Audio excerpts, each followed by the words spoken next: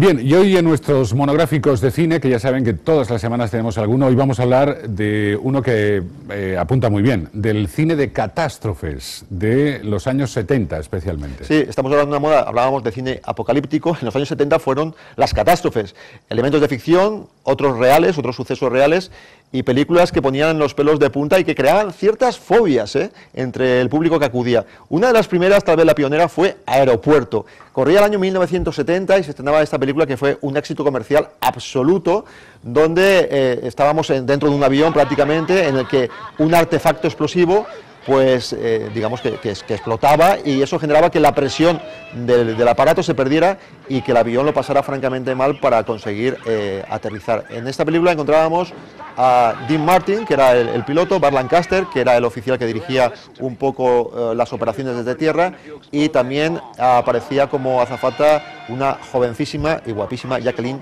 Bisset. Además, participaba ya en esta película un actor que fue muy habitual en toda la saga, que era George Kennedy, que hacía el papel de capitán, que apareció en 4 de todas las entregas que hubo de esta saga, con el mismo personaje. Y alguien decía que cuando veía a George Kennedy subir a un avión, como que le daba un poco de miedo subir en el mismo aparato. Bueno, la película tuvo luego esa parodia que es Aterriza como puedas, y ya digo que fue la pionera de un género de catástrofes y sobre todo de películas de accidentes aéreos.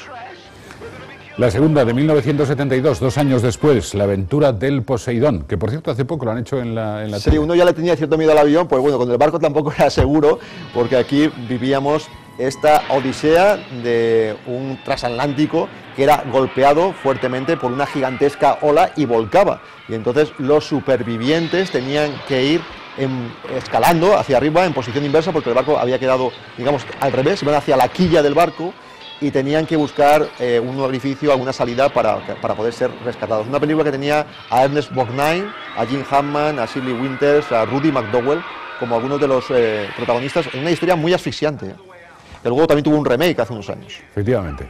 Bueno, estamos en una época de maquetas y del principio de una nueva tecnología que sustituyó a todo esto. Aquí no había efectos digitales, de ordenadores y demás. Aquí era todo a mano.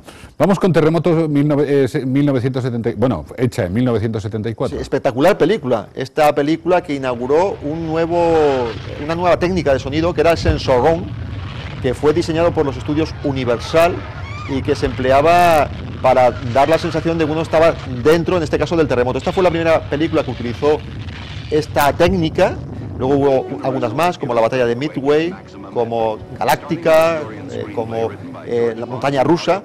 Y la verdad es que en esta historia de 2 terremotos consecutivos, 2 seguimos, que sucedían en la ciudad de San Francisco, pues los espectadores vibraban, y algunos cines padecieron daños, cines muy antiguos que incorporaron esas torres de sonido que funcionaban con unas ondas, digamos, muy bajas, pues padecieron las consecuencias de este Sensorround. En una película donde estaba Charlton Heston, Ava Gardner, ya mayor, Lorna Green, el famoso protagonista de Bonanza, y también, de nuevo, George Kennedy, que no se perdía ninguna catástrofe. Ahí estaba también en esta película que giraba en torno a esos terremotos que provocaba la falla de San Andrés, que algún día puede que realmente genere un terremoto como el que aparecía en esta película. Ojalá no. Bien, otra de las películas de catástrofes hecha además en ese mismo año e imprescindible es El Coloso en llamas, en la que aparecía un Paul Newman que todavía, digamos, fue una de sus últimas películas de galán potente todavía. Sí, una historia que también, bueno, tuvo realmente un éxito tremendo. Todo el mundo quería ver aquel coloso incendiándose, un rascacielos de los muchos que hay en las ciudades, en las capitales americanas. Y fíjate cómo empezaba todo, con un pequeño cortocircuito, apenas insignificante, pero que se producía en un sitio donde había material inflamable, y eso generaba que prácticamente el día de la inauguración de este rascacielos, donde había una gran fiesta en la terraza, pues se pegara fuego, y nadie había previsto las vías adecuadas de evacuación para, desde los últimos pisos, llegar sano y salvo a tierra, ¿no? Y entonces Steve McQueen, que era el jefe de bomberos, se las veía y se las deseaba en esta película, donde también estaba Fred Astaire, William Holden, Richard Chamberlain, grandes actores del momento, en un film que, bueno, también tuvo su éxito. La siguiente, Aeropuerto 75. Sí, esta fue una de las primeras secuelas de Aeropuerto, una película donde nos volvíamos a encontrar una situación parecida. Aquí no estallaba ningún explosivo, pero sí que el avión en vuelo chocaba, o una avioneta bimotor chocaba contra, ahí la estamos viendo, chocaba contra la cabina precisamente de este Jumbo, y entonces quedaban inhabilitados los pilotos. Bueno, uno de ellos, el copiloto, moría, el capitán quedaba gravemente herido, y en un principio sí, el piloto automático hacía su función, pero cuando se acercaban a una montaña y luego sobre todo cuando había que aterrizar, ni más ni menos que la azafata era la encargada de poner en tierra al avión siguiendo las instrucciones que les daba en este caso el oficial, que era Charlton Heston, mientras que la protagonista era Karen Black, una actriz muy de moda en los años 70. Una película con suspense hasta el final, que ponía los corazones en vilo hasta que veíamos que el avión aterrizaba con casi todos los pasajeros sanos y salvos. Otra de catástrofes, además basada en un hecho real, Hindenburg, que está basada además en la catástrofe de este dirigible, que terminó, por cierto, con los dirigibles. Sí, bueno, la verdad es que los dirigibles ya tenían mala fama durante la Primera Guerra Mundial, que se utilizaron con fines militares. Luego, en la época de entreguerras, Alemania y Hitler los quiso utilizar como transporte para civiles. De hecho, este dirigible cruzaba toda Europa, desde Alemania hasta Nueva Jersey, que era su destino final. Y la película nos contaba cómo había una ciudadana americana que tenía una especie de premonición y avisaba a un comandante alemán para advertirle de que podía ser objeto de un sabotaje el dirigible. Rápidamente Goebbels, antes de que despegara el dirigible, infiltraba a un hombre de la inteligencia militar alemana, todo esto antes de que estallara la guerra mundial, en el dirigible, y al final no conseguía su propósito porque efectivamente estallaba. El caso es real, este dirigible explotó cuando estaba a punto de aterrizar en Estados Unidos, a unos 100 y pico metros del suelo.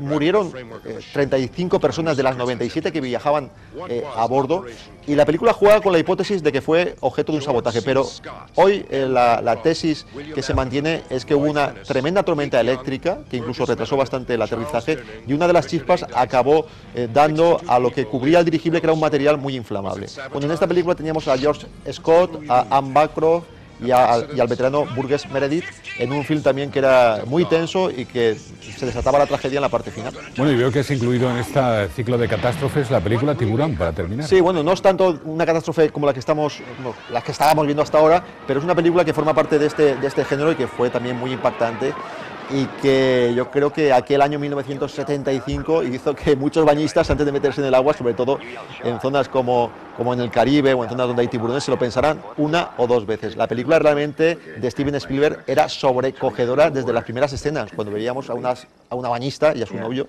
en el agua en plena noche, y eran destrozados por un gigantesco tiburón. Una película que también fue todo un éxito.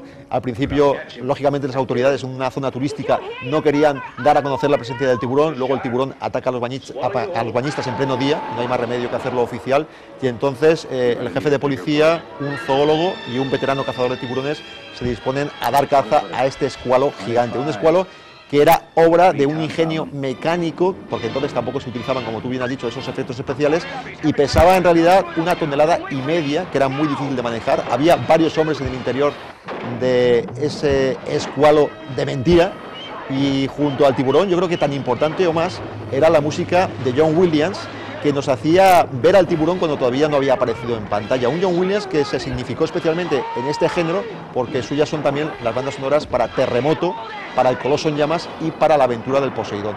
Así que un elemento también esencial para elevar todavía más, si cabe, el suspense y el impacto de las imágenes fue la composición o las composiciones de John Williams. Bueno, pues hoy hemos tenido con Eduardo Casanova una de catástrofes. Muchas gracias, Eduardo. Hasta la próxima semana. Acuérdate, cuando veas a George Kennedy, que todavía vive con casi 90 años, no subas al avión por si acaso. Por si acaso. Venga. Gracias, Eduardo. Hasta ahora.